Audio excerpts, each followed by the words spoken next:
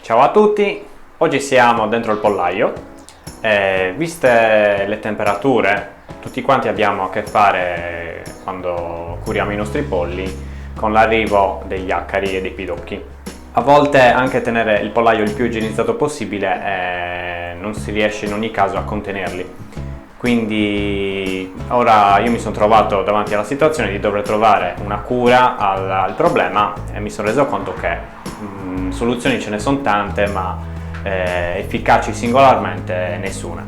E quindi adesso vi mostrerò quali sono le soluzioni che ho adottato per riuscire a risolvere questo problema. Sul canale avevo mostrato come avevo costruito questo pollaio e infatti la critica di qualche utente è proprio stata ma come fai con tutto il legno poi a pulirlo? Mi sono reso conto che in ogni caso il materiale usato, l'OSB, non è così ricettivo nei confronti dei pidocchi, pollini e degli acari. E questo mi ha aiutato perché chiaramente per parecchi mesi, soprattutto il primo anno, non ho avuto problemi. Sono sorti i primi problemi quando è arrivato il caldo tutto in una volta, soprattutto nel posatoio. Adesso vi faccio vedere come l'avevo fatto e poi passiamo avanti. Ecco il posatoio, sono dei semplici listelli posizionati a ringhiera. Praticamente in queste fessure si va ad annidare l'acaro e il pidocchio che poi nella notte vanno ad attaccare i nostri capi di allevamento. Quindi come possiamo liberarcene?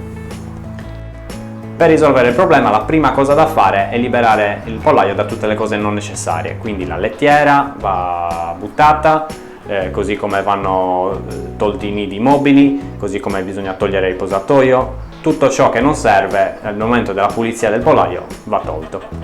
I polli possibilmente fuori al pascolo, o ancora meglio lasciati in una zona in cui abbiano la possibilità di fare i bagni di sabbia. Fatto questo, procederemo quindi con la pulizia e qui le opzioni sono varie: si va sul chimico o si va sul biologico. Io chiaramente, gestendo l'azienda in biologico, ho optato per la seconda opzione e quindi vi mostro subito che cosa possiamo andare a fare.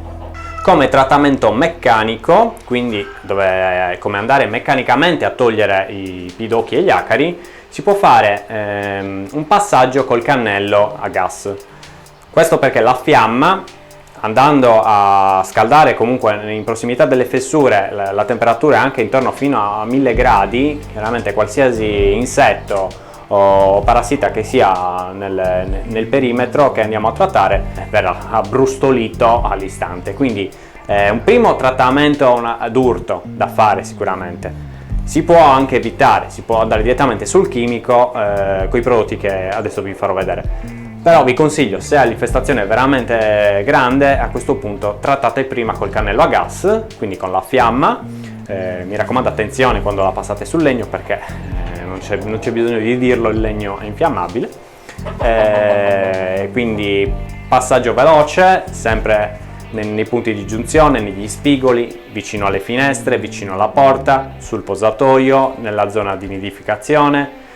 Ovviamente togliete la paglia prima e dopo aver pulito tutto quanto possiamo passare al trattamento chimico.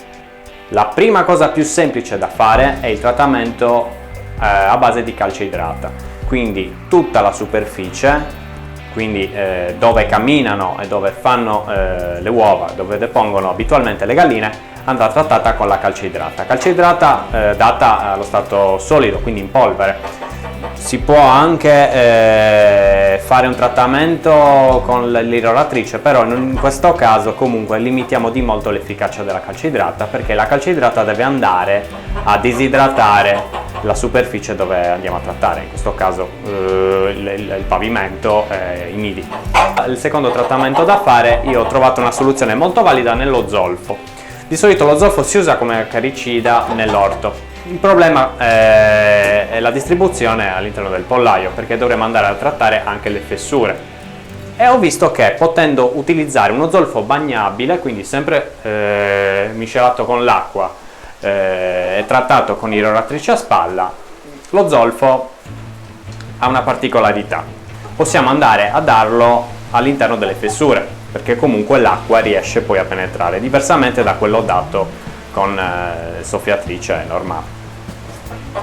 Quindi a questo punto, dando lo zolfo bagnabile, lo diamo la sera o la mattina presto, questo perché lo zolfo ha la capacità di sublimare, quindi allo stato solido è una polvere, con le temperature idonee sopra i 20 gradi inizia a trasformarsi allo stato gassoso, ed è proprio quando diventa volatile che agisce nei confronti degli acari e dei pidocchi, e questo gioverà per diverso tempo, perché a differenza dei trattamenti che si danno sulle piante, dove lo zolfo ha più o meno 2, 3, 5 giorni di efficacia, poi viene dilavato o dalle piogge o comunque dal sole battente, lo zolfo dato all'interno del pollaio ha un'efficacia maggiore, che va dai 10 ai 15 giorni, che è più o meno il tempo che io ho sperimentato. Il trattamento nel posatoio va curato con attenzione. Io ad esempio, quando solubilizzo lo zolfo, mi concentro bene nei punti di giunzione, perché lì, soprattutto se il posatoio è fatto in legno, proprio in quei punti di giunzione, quelli che vi ho fatto vedere all'inizio del video, si vanno ad annidare gli acari, quindi è lì che devo far entrare la soluzione curativa. Questo è il prodotto che ho usato, è uno zolfo bagnabile, si miscela nell'acqua e poi si può dare con l'irroratrice a spalla. Quindi, dando la calce nel fondo e lo zolfo nelle pareti e soprattutto nei nidi, diciamo che diamo la prima pulizia generale, quindi l'attacco principale nei confronti di questi parassiti. L'altra opzione invece andrà applicata ai nostri animali, e quindi dovremmo in qualche modo cercare di limitare anche quei pidocchi che hanno nel corpo. Ricordiamoci che comunque acari e pidocchi sono animali che salgono sull'animale soltanto nella notte, quindi già pulendo bene il pollaio siamo tranquilli che la maggior parte del problema viene combattuto nel pollaio. Può succedere però che alcuni parassiti rimangano comunque tra le piume, nel collo soprattutto, o sotto l'ala dei polli, e quindi qui andremo a fare un trattamento a base di olio di neem, quello che io ho utilizzato, che anche in questo caso si può sciogliere in acqua e si spruzza normalmente anche con uno spruzzino a mano, bene sotto le piume delle ali e del collo. Questo si può fare soprattutto la sera, perché se facciamo una pulizia del genere sull'animale la mattina, l'animale poi andando fuori, prendendo la luce del sole, l'olio di neem che ha come principio attivo l'azadiractina, che è un principio attivo che è fotosensibile, al contatto col sole chiaramente perde di efficacia e quindi svanisce l'effetto repellente del trattamento.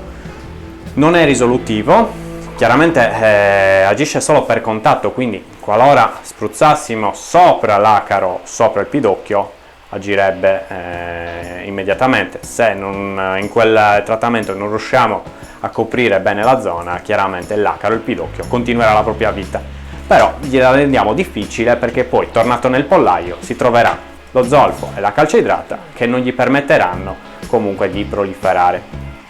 Piccole raccomandazioni: evitiamo di trattare l'animale con l'olio di neem chiaramente nelle mucose, perché anche se è un prodotto biologico, anche se non è dannoso per i mammiferi, può comunque dar luogo a irritazioni alle mucose, agli occhi, oppure anche nelle ferite che magari l'animale ha già di suo. Prodotti nel mercato ce ne sono tanti, io utilizzo questo olio di neem che è anche solubile, quindi non ha bisogno di essere addizionato con altri emulsionanti. Anche in questo caso il dosaggio è sempre scritto in etichetta, mi sembra siano intorno ai 10-15 ml al litro, con questo faccio il trattamento alle mie galline, e questi sono i prodotti che io utilizzo. Vi lascio, per chi è interessato, il link sotto in descrizione, così che possiate andare a leggere nello specifico quali sono.